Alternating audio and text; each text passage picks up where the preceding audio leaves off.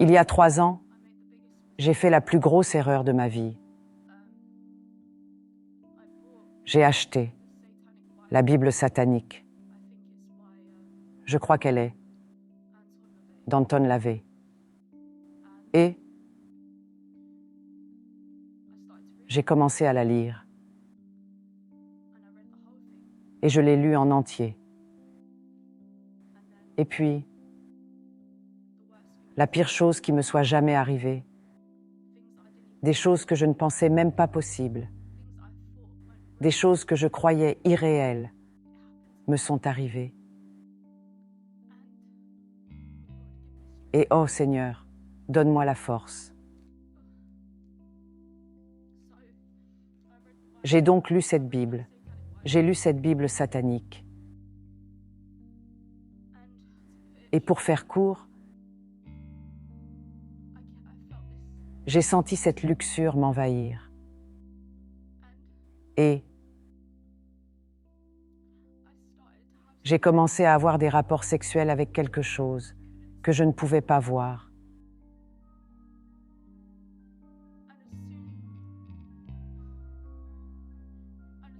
Et dès que c'est arrivé, il y a eu ce.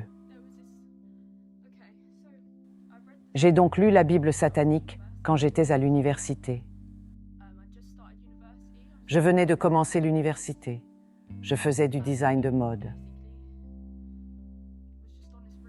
En fait, j'étais sur un chemin très sombre. Je cherchais quelque chose. Quand j'étais plus jeune, ma mère est décédée d'un cancer quand j'avais 8 ans.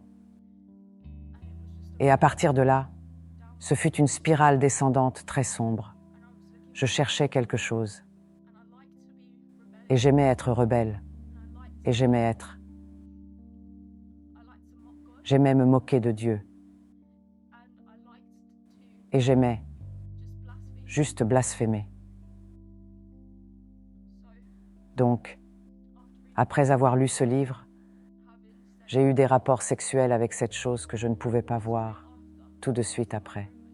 J'étais donc dans ma chambre à l'université. Je crois qu'il était environ 3 heures du matin. Et j'ai entendu cette voix. J'ai entendu cette voix qui était tout simplement maléfique. J'ai entendu cette voix sortir de nulle part. On aurait dit qu'elle venait du haut de ma chambre. Et j'ai entendu cette voix dire « Ah, sale pute, je t'ai piégé, je t'ai trompé, tu es à moi, tu es à moi. Espèce de prostituée, sale pute. » Et ça a duré pendant 5 bonnes minutes. Et je suis restée assise là, terrifiée, absolument terrifiée par cette chose. Je ne savais pas ce qui se passait. Je ne savais pas quoi faire. Une fois que ça s'est arrêté, il y a eu cette horrible présence autour de moi. Il y avait cette horrible présence dans ma chambre à l'université. Et elle a commencé à m'attaquer au bout d'un jour. Dès que c'est arrivé, je me souviens d'avoir pleuré, d'avoir été hystérique. Je ne savais pas trop quoi faire. Mais dès que c'est arrivé, j'ai commencé à prier Dieu. J'ai commencé à prier comme je n'avais jamais autant prié de ma vie. J'ai affiché des prières sur mon téléphone. Je les ai affichées partout dans ma chambre, complètement hystérique, en me disant « Qu'est-ce que c'est ? Je ne sais pas ce que c'est. » Je me souviens d'avoir couru hors de ma chambre avec cette Bible satanique. J'ai essayé de la brûler à l'extérieur de mon logement, mais je n'y suis pas parvenue. Je l'ai donc jetée dans les buissons, près de mon logement. Désolée pour la camionnette de glace. J'ai commencé à paniquer. Et ce n'était que le début. Je suis retournée dans ma chambre d'étudiante. Je suis désolée, je suis dans tous mes états. J'étais dans ma chambre d'étudiant et après ce qui s'est passé, j'étais figée et absolument terrifiée. J'ai frappé à la porte de ma voisine et je lui ai dit « Je viens d'entendre une voix dans ma chambre. Peux-tu venir rester avec moi ?» Et elle est venue rester avec moi. Et nous avons attendu. Et elle a attendu. Et elle m'a dit « Mégane, de quoi parles-tu? Qu'est-ce qui ne va pas? Il n'y a pas de voix. » Et elle est retournée dans sa chambre pour se coucher. Et je suis restée tendue toute la journée. J'essayais d'oublier cela. Le lendemain, alors que j'étais assise sur le lit dans ma chambre, j'ai senti quelque chose ramper sur mes jambes et me toucher d'une manière horriblement perverse et sexuelle.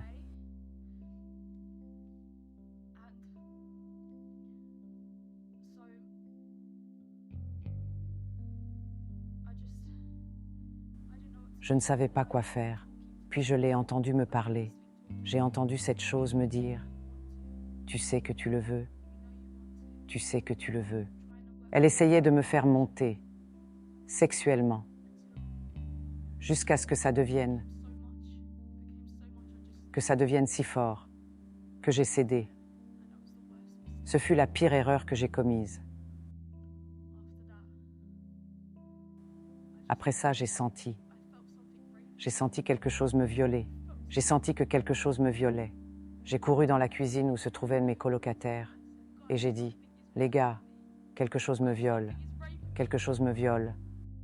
Ils m'ont regardé comme si j'étais folle. Ils m'ont dit « Mégane, de quoi parles-tu? De quoi parles-tu, Mégane ?» J'étais tellement hystérique qu'ils ont appelé une ambulance. Les ambulanciers sont arrivés. J'ai repris mes sens et j'ai dit « Je vais bien, je vais bien ». Ils sont partis. Et c'est là que tout a commencé. Mais par la grâce de Dieu, il m'a sauvé. Jésus a sauvé ma vie. Jésus a sauvé ma vie.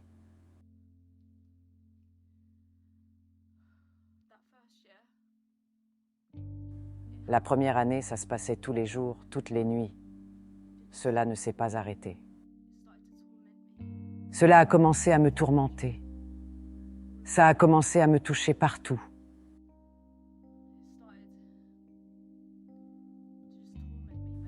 Il a commencé à me tourmenter, au point que je ne pouvais plus dormir. J'étais constamment éveillée. J'essayais constamment de me maintenir éveillée,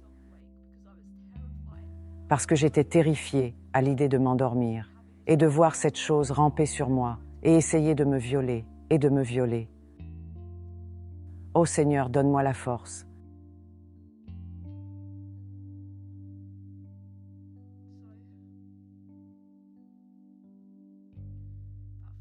La première année, j'étais un peu partout.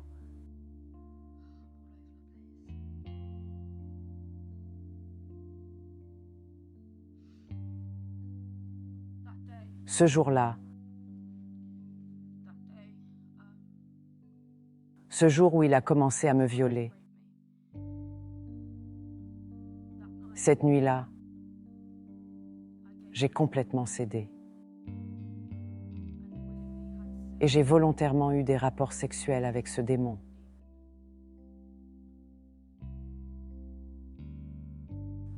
J'avais l'impression d'être en transe. J'avais l'impression que cette chose me manipulait et me faisait dire des choses que je n'aurais jamais dites.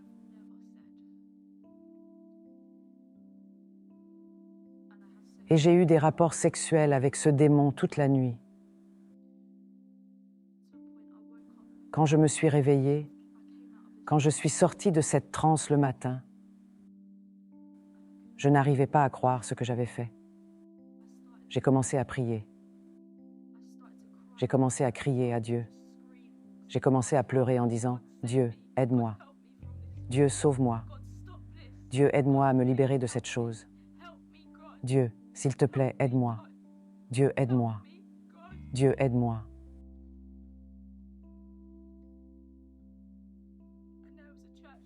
Et il y avait une chapelle en face de mon logement à l'université. Le lendemain, j'ai couru à cette église en disant « Vous ne comprenez pas ce que j'ai fait. J'ai eu des rapports sexuels avec quelque chose que je ne peux pas voir, et ça me tourmente, et ça me viole constamment, et il tourmente mon corps. Il me touche partout. Il ne me laisse aucun répit. » Et cette église, à l'époque, je ne savais pas, je ne connaissais pas les différences entre une église protestante, une église catholique et une église évangélique. Ils ont prié pour moi et je n'avais plus aucun contrôle sur mon corps. J'avais des convulsions, je manifestais. Cette chose se manifestait sur moi. Je criais à tue-tête dans l'église et les gens me regardaient. Et après avoir prié pour moi, ils m'ont dit « Nous allons t'emmener quelque part où ils pourront t'aider. »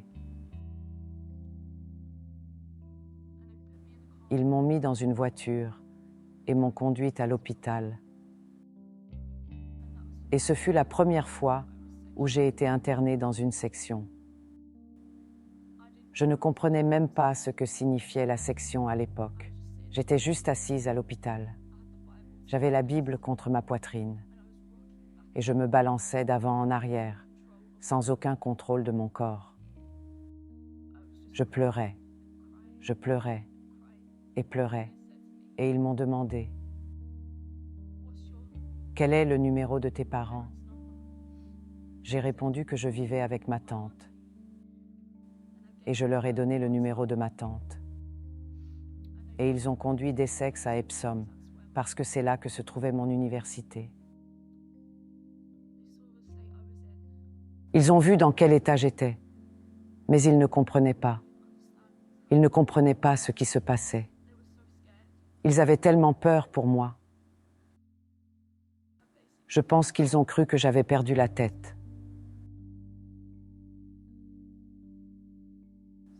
Je suis donc montée dans un fourgon de police. La police m'a escortée dans un fourgon et m'a conduite à l'hôpital de Chertsey.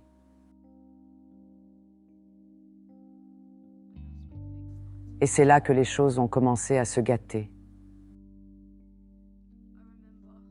Je me souviens d'avoir été traînée par la police. Je me battais de toutes mes forces en disant « Je n'ai pas besoin d'être ici. Je n'ai pas besoin d'être ici. Je ne suis pas folle. Je ne suis pas folle. Je n'ai pas besoin d'être ici. » Les infirmières et le personnel m'ont fait entrer dans une pièce et m'ont dit « Si tu ne te calmes pas, nous allons te donner un sédatif.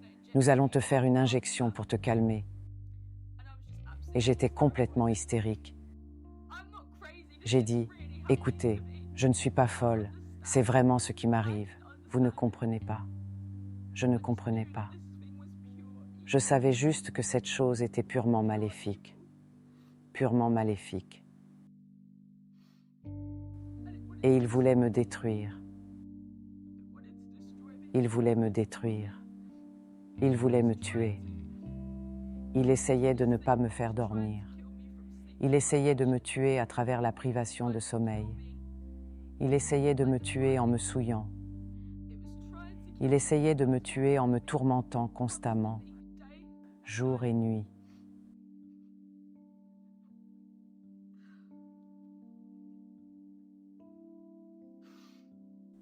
Désolée.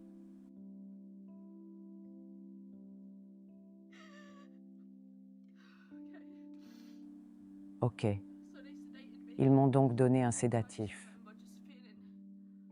Et je me souviens de m'être sentie tellement droguée.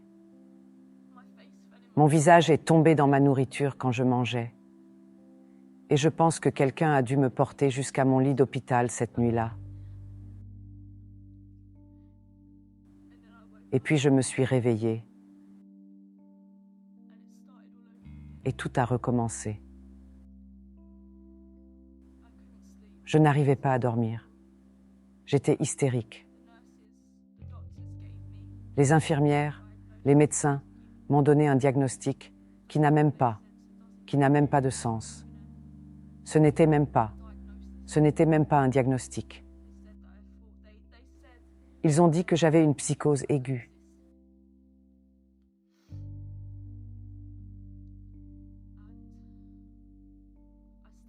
J'y suis restée 1 semaine et j'ai réussi à en sortir par la grâce de Dieu, dont j'ignorais à l'époque qui m'aidait.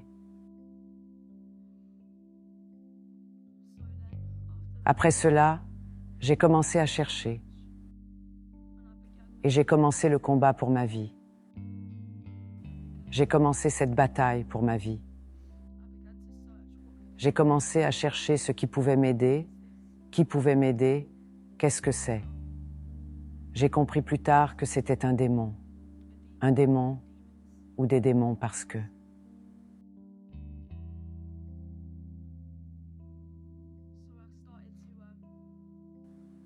J'ai donc commencé à chercher des démonologues sur Google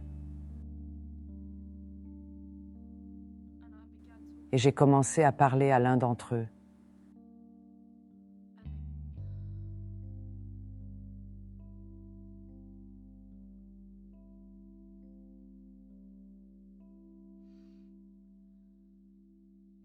Ils ont commencé à prier pour moi et à essayer de m'aider.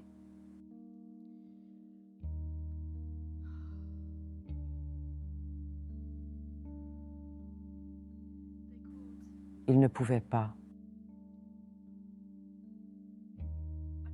Je me souviens d'avoir été violemment attaquée à ce moment-là.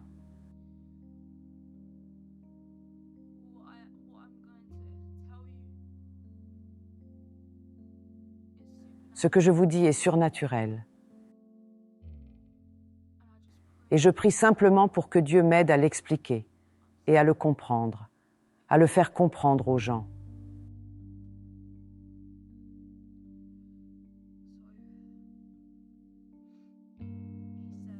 Il m'a dit qu'il y avait un exorciste qui travaillait pour moi et qui pouvait voyager dans l'astral.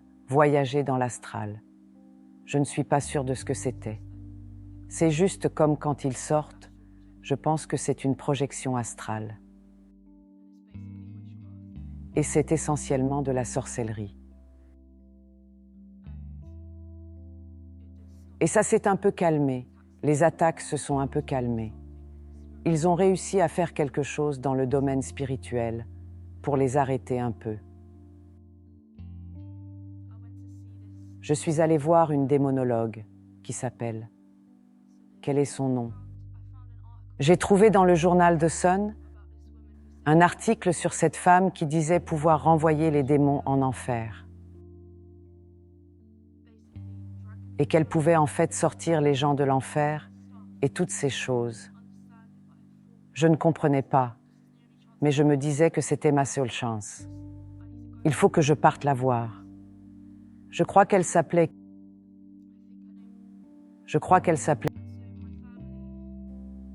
Ma famille ne savait pas quoi faire d'autre. Ils m'ont conduit chez elle. Elle habite à Essex. Elle m'a fait une guérison par les anges, ce qui n'était rien d'autre que de la sorcellerie, qui a ouvert plus de portes à des attaques contre moi. Je suis allée la voir plusieurs fois, et mes jambes continuaient à être secouées encore plus après, et toutes sortes de choses se produisaient dans mon corps. J'ai dit, ça n'a pas marché. Et elle m'a répondu, ça a marché. Tu dois y croire. J'ai donc continué ma journée, tout en sachant que les choses n'allaient pas très bien. Et puis les attaques ont repris. Alors j'ai continué à téléphoner aux gens. J'étais hystérique. J'ai téléphoné à différentes personnes qui me disaient qu'elles pouvaient me guérir de cela, qu'ils pouvaient me guérir de ce démon qui m'attaquait. Et j'ai téléphoné à des tas de personnes différentes pour essayer de trouver de l'aide.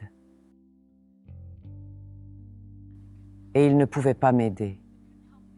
Ils ne pouvaient pas m'aider parce qu'ils étaient tous des arnaqueurs. Ils faisaient juste du profit et de l'argent sur le dos des gens. Et les gens croyaient qu'ils étaient guéris et des choses comme ça. Mais ça n'a pas marché. Rien ne marchait, rien ne semblait fonctionner. Et c'est ce que j'ai fait. Je cherchais Dieu pendant tout ce temps, mais je ne savais pas comment m'y prendre. Je ne savais pas comment prier. Je ne savais pas comment chercher le Seigneur. Je ne savais pas.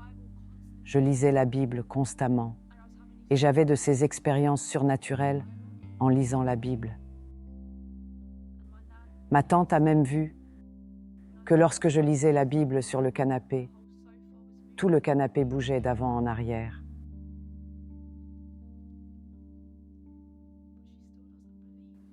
Mais elle ne croyait toujours pas à ce qui m'arrivait.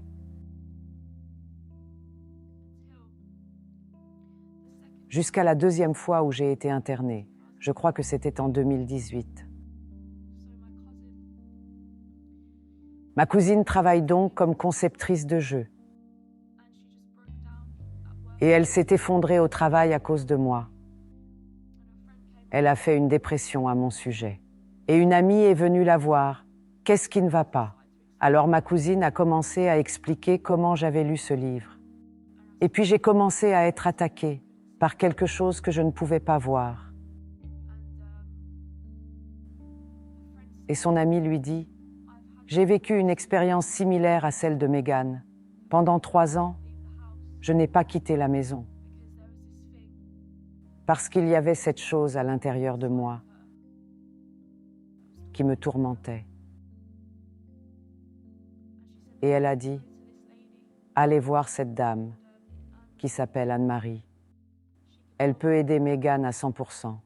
Elle arrêtera cette chose. » Et j'étais si heureuse à ce moment-là parce que je me disais, « Oh mon Dieu, comment est-ce enfin arrivé? Dieu me regarde-t-il enfin? Dieu me sauve-t-il? Dieu va-t-il me sauver? »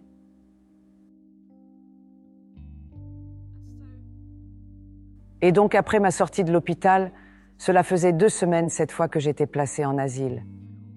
Et il m'est arrivé toutes sortes de choses surnaturelles. Je me faisais attaquer et le lit qui tremblait de part et d'autre. Et juste purement des tourments et le mal qui m'arrivait. Après ma sortie de l'hôpital, j'étais si heureuse. Je me disais, oh mon Dieu, Dieu écoute-t-il enfin mes prières? Dieu va me guérir, Dieu va me guérir. Je n'arrive pas à y croire, cela va disparaître et je pourrai à nouveau vivre une vie normale. Nous sommes donc allés voir Anne-Marie, qui vivait à Londres. Et elle avait une chambre qui avait comme un lit dedans, désolé, et des cristaux, et de l'encens, et toutes ces bougies et tout ça, et elle était une guérisseuse Reiki. Et je ne savais même pas ce que ça voulait dire à l'époque, mais après, j'ai su, ce n'est rien de plus que de la sorcellerie blanche.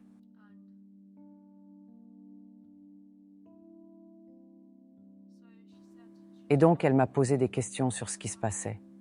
J'ai juste dit, il y a cette chose qui m'attaque et je ne peux pas la voir. Mais je sens qu'elle me viole. Je sens qu'il essaie de me tourmenter.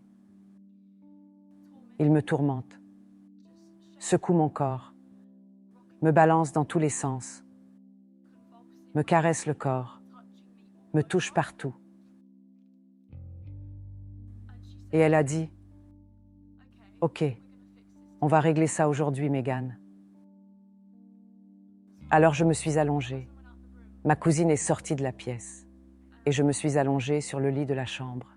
Et elle m'a dit, « Tu veux qu'on te bande les yeux ou tu veux juste fermer les yeux ?» Et j'ai dit, « Je ne suis pas sûre de ce qui se passe. Je ne sais pas ce que vous allez faire, mais je ne veux pas le voir en gros. Je ne veux pas avoir l'occasion d'ouvrir les yeux ou quoi que ce soit. J'ai besoin de me concentrer et d'avoir cette chose être enlevée de moi. » J'ai donc demandé qu'on me bande les yeux. Elle m'a donc mis un petit bonnet sur les yeux. Et elle a commencé à faire des incantations et tous ces mantras, je ne sais pas, toutes ces choses bizarres. Et je me suis laissée aller. Après cela, je n'ai plus rien senti. J'ai senti que cette chose avait été enlevée de moi. J'ai été envahie par la joie et le bonheur, juste ébahie à l'idée de pouvoir enfin reprendre le cours de ma vie et vivre une vie normale. Parce que depuis 2 ans, j'ai essayé de continuer à avancer, en gros, de ne pas laisser cette chose me détruire. J'allais toujours faire les magasins et ces genres de choses. Je ne sais pas comment j'ai pu le faire, mais je l'ai fait parce que c'est le seul moyen.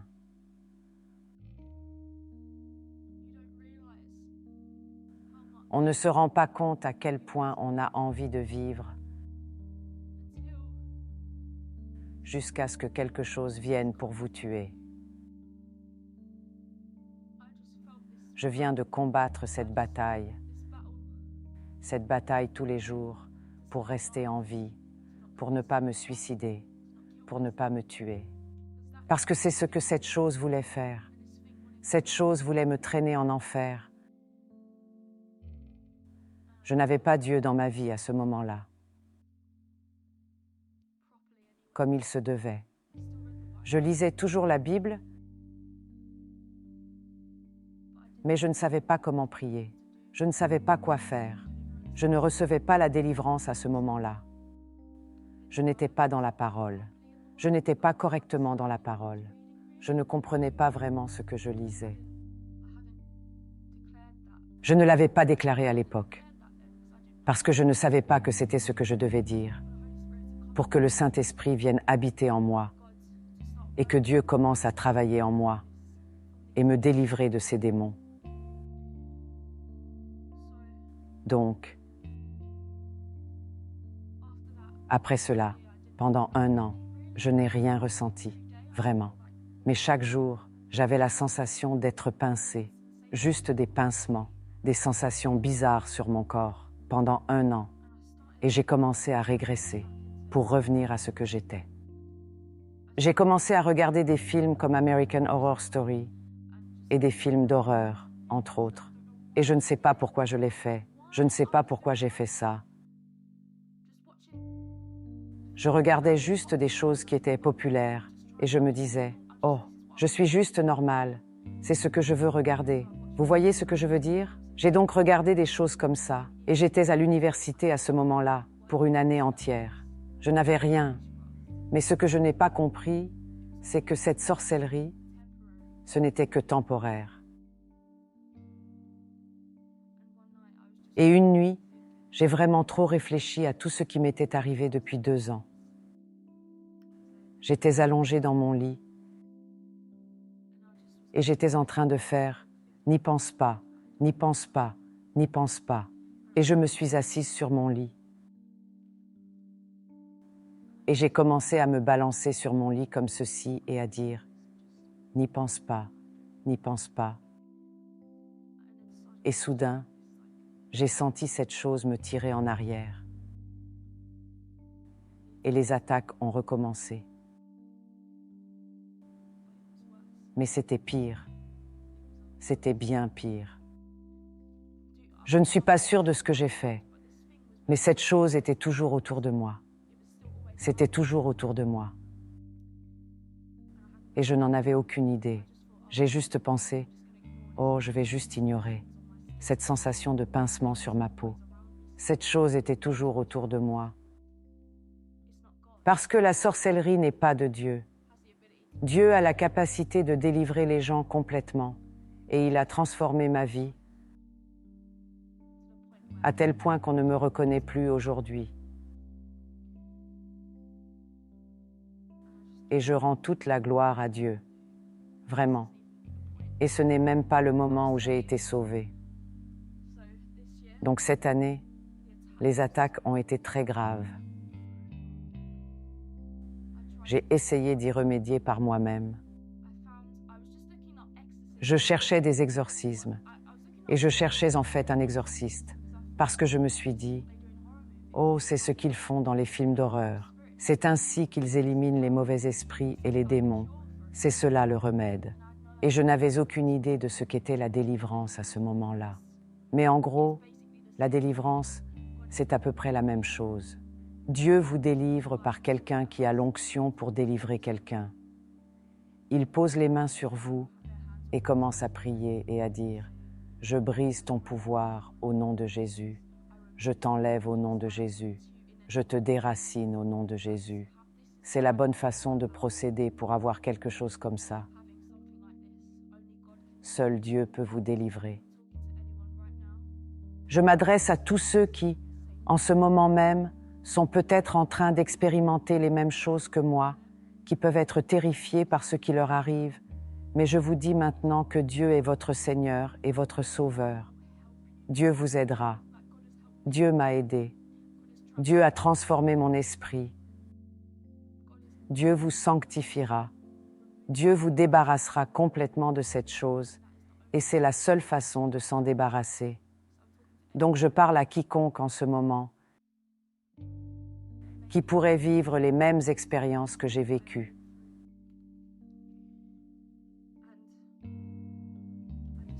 Et je vous le dis tout de suite.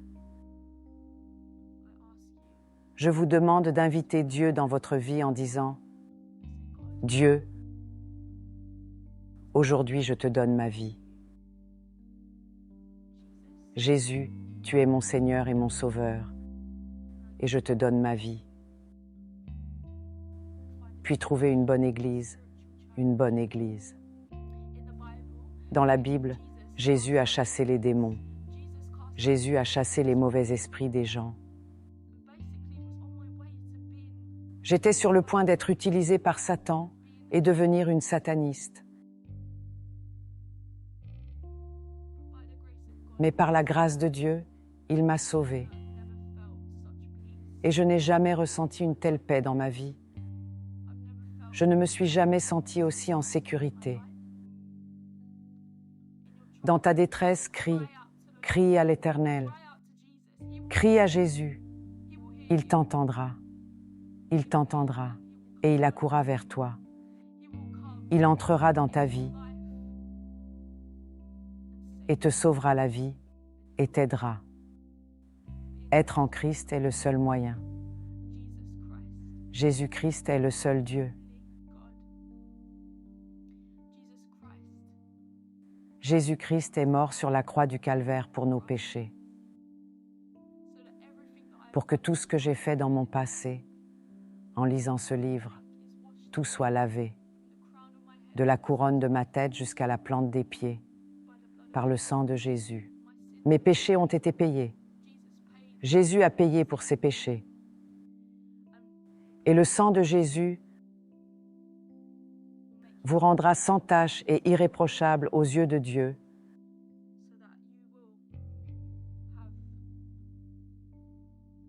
afin que vous ayez le salut et que vous soyez sauvés et vous irez au ciel. Vous aurez la vie éternelle et la communion avec Jésus-Christ et Dieu au ciel. Et c'est le seul moyen. Jésus est le seul Dieu. Il n'y en a pas d'autre. Je vous supplie maintenant, s'il vous plaît, donnez votre vie à Christ aujourd'hui. Trouvez une église, une bonne église, une église vivante, qui croit en toute la parole de Dieu, qui vous délivrera, qui s'occupera de vous, qui vous permettra d'être en communion avec vos frères et sœurs. S'il vous plaît, tournez-vous vers le Christ aujourd'hui. Que Dieu vous bénisse. Que Dieu vous bénisse.